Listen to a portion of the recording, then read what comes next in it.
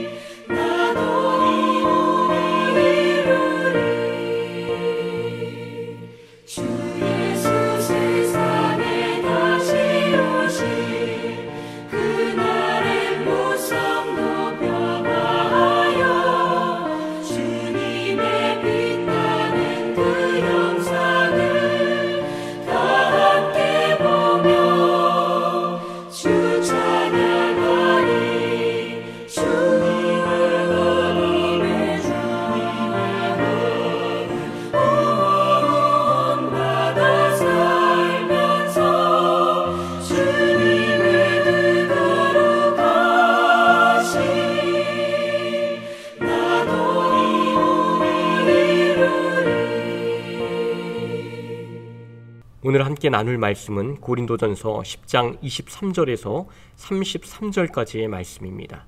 고린도전서 10장 23절에서 33절까지의 말씀입니다.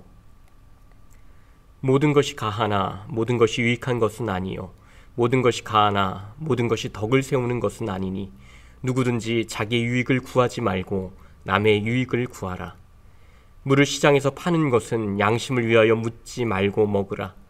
이는 땅과 거기 충만한 것이 주의 것임이라. 불신자 중 누가 너희를 청할 때에 너희가 가고자 하거든 너희 앞에 차려놓은 것은 무엇이든지 양심을 위하여 묻지 말고 먹으라. 누가 너희에게 이것이 재물이라 말하거든 알게 한 자와 그 양심을 위하여 먹지 말라.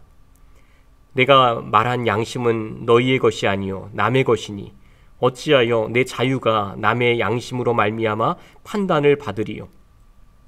만일 내가 감사함으로 참여하면 어찌하여 내가 감사하는 것에 대하여 비방을 받으리요. 그런즉 너희가 먹든지 마시든지 무엇을 하든지 다 하나님의 영광을 위하여 하라. 유대인에게나 헬라인에게나 하나님의 교회에나 거치는 자가 되지 말고 나와 같이 모든 일에 모든 사람을 위하여 기쁘게 하여 자신의 유익을 구하지 아니하고 많은 사람의 유익을 구하여 그들로 구원을 받게 하라. 아멘. 사람은 저마다 관점을 가지고 있습니다. 세상을 바라볼 때에도 그렇고 성경을 볼 때에도 내가 어떤 관점을 가졌느냐에 따라 보는 세상이 완전히 달라집니다. 여기서 관점이라는 말은 여러 가지 표현으로 말할 수가 있겠죠. 프레임이라는 말로도 이야기할 수 있고요. 가치관, 세계관, 이런 여러 가지 표현들로 말할 수가 있으리라고 봅니다. 나는 어떤 관점, 프레임, 가치관, 세계관을 가지고 바라보는가, 이것을 가지고 우리 자신을 좀 묵상할 필요가 있죠. 그래야 내가 어떤 사람인지, 내가 무엇을 추구하고 있고 또 어떤 관점으로 이 세상을 읽고 있는지 그것을 돌아볼 수가 있는 것입니다. 어떤 분들은 이 경제 프레임으로 이게 우선되게 세상을 보는 분들이 계세요. 그러다 보면 이런 것들이 있죠. 코로나 위기 속에서 어떤 사람들은 경제를 우선해 놓고 이 얘기를 합니다. 코로나의 위험이 있지만 경제가 어려워지면 안 된다. 그러면서 이것을 또 바꿔서도 얘기합니다. 경제를 살리는 것이 사람을 살리는 길이다. 이런 식의 이야기들을 하기도 하고요. 또 어떤 분들은 경제가 어려울 수 있고 침체될 수 있겠지만 코로나를 선제적으로 막는 것이 더 중요하다. 방역을 우선한 주장을 펼칩니다. 어떤 프레임을 갖느냐에 따라서 이 어떤 주장의 방향성들이 결정이 되는 거죠. 어떤 분들은 이데올로기의 프레임으로 세상을 보기도 합니다. 그러면 선악의 기준이 성경에서 판가름 나지 못하고 어떤 정치 노선을 따르느냐의 문제로 바뀌어 버리기도 해요. 다원주의 사회에서 사람들이 가지고 있는 프레임은 너무나 다양하고요. 그렇기 때문에 생각도 다양하고 주장하는 것도 너무나 다양합니다. 이것을 조율하고 담아낸다는 것은 결코 쉬운 일이 아니죠. 성경을 보는 것도 이 관점이 정말 중요합니다. 어떤 분들은 은혜의 관점으로만 보는 경향이 있는 분들이 계세요. 은혜의 관점은 성경 전체에 흐르는 정말 핵심이 되고 하나님이 은혜의 하나님이기 때문에 은혜의 관점으로 보는 것은 정말 마땅합니다. 그런데요, 죄에 대한 것도 무조건 은혜로만 말한다. 그러면 잘못된 관점이 되는 거죠. 하나님의 공의를 무시해버리면 더 이상 그것은 은혜가 아닌 방종이 되는 것입니다. 반대로 어떤 분은 공의의 관점으로만 보는 경향이 있는 분들이 계세요. 율법으로 모든 사람들을 정죄해 버리는 거죠. 그러다 보면 하나님의 은혜를 잃어버리고 메마른 신앙으로 변질되어 버리기도 합니다.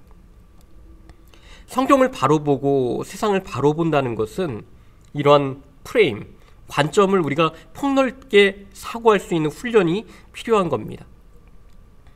한마디로 통찰력이죠. 통찰력을 가지고 세상을 볼 수 있어야 하는 것입니다. 오늘 본문에서는 특별히 어떤 관점이 나오냐면 덕이라는 관점이 나옵니다.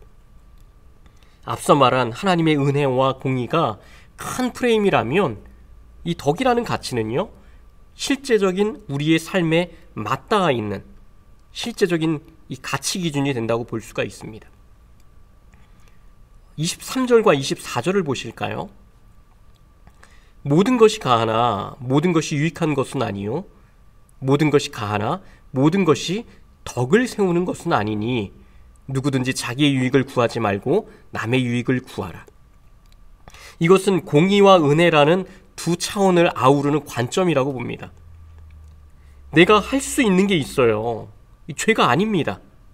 그런데 하지 말라는 거예요.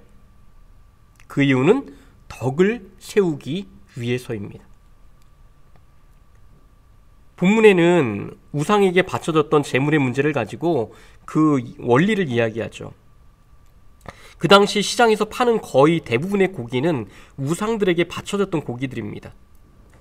제사 의식 이후에 시장에서 팔렸는데 어떤 고기가 우상 제물에 들여졌는지 알 수가 없는 거예요.